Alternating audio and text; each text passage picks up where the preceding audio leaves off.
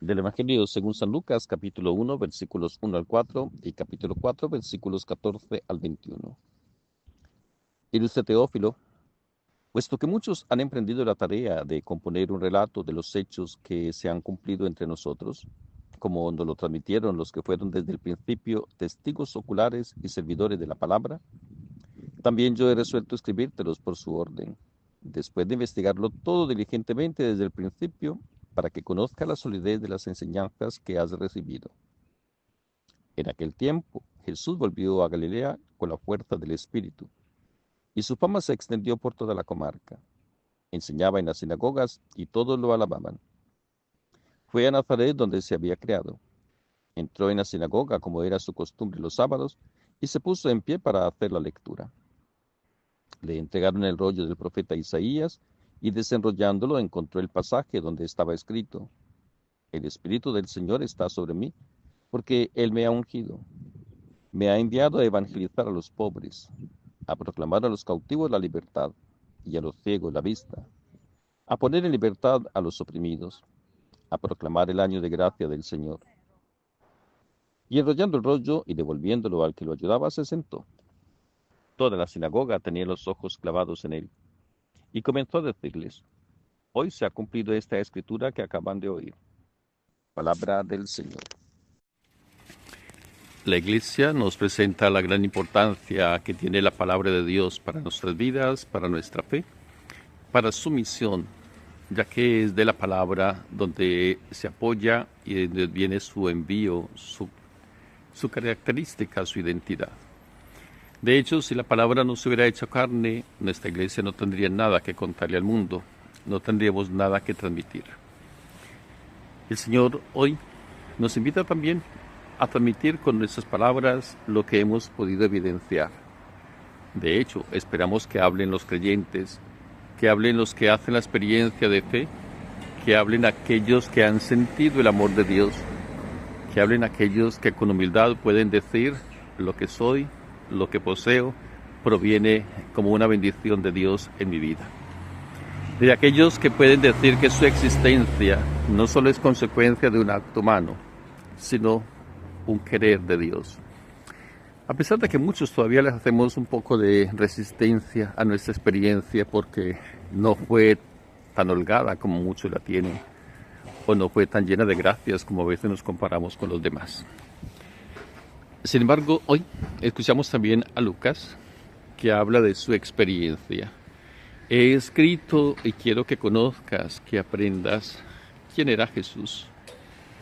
¿Qué dicen aquellos que estuvieron en su entorno, aquellos que compartieron sus primeros días? Es más, él quiere afianzarse. De esto es lo que he escrito.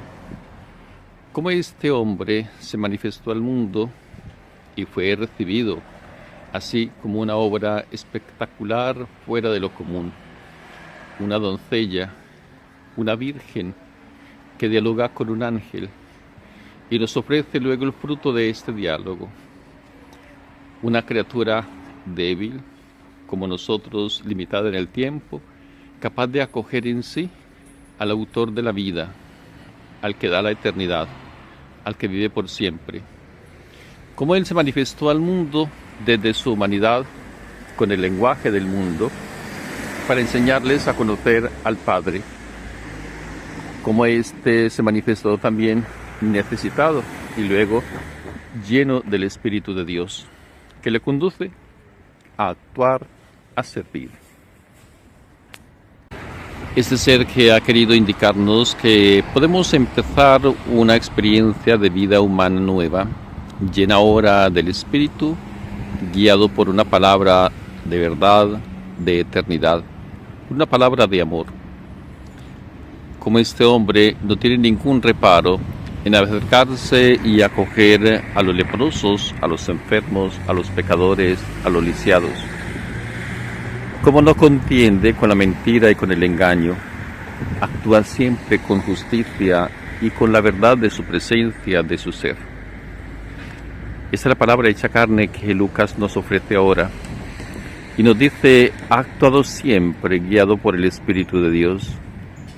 Ha querido manifestarnos que no es la carne, pero sí sirve para la acción de Dios. Una carne de hecho bendecida, como ha sido desde el principio, gusto para el Padre que ha creado. Una carne que puesta al servicio del Señor no pierde su sensibilidad ni su debilidad, pero se ve potenciada por sus obras. Obras que redundan en la vida y en la libertad de muchos. Obras que congregan, obras que siguen llamando nuestra atención. Obras que cuando están ausentes traen dolor y sufrimiento para la humanidad. Nuestro Señor Jesucristo, mientras caminó con nosotros, la palabra hecha carne, atrajo la atención aún de los grandes pecadores y potentes como la de Herodes. También puso en dificultad a aquellos maestros de la ley, aquellos sacerdotes, escribas, fariseos, porque les hizo comprender que vivían de lo que sencillamente hacían padecer a los demás y no tenían un espíritu que les permitiera proyectarse y crecer. Que esa palabra del Señor llegue a nuestros corazones y nos impulse para que podamos servir con alegría, con entusiasmo y con libertad.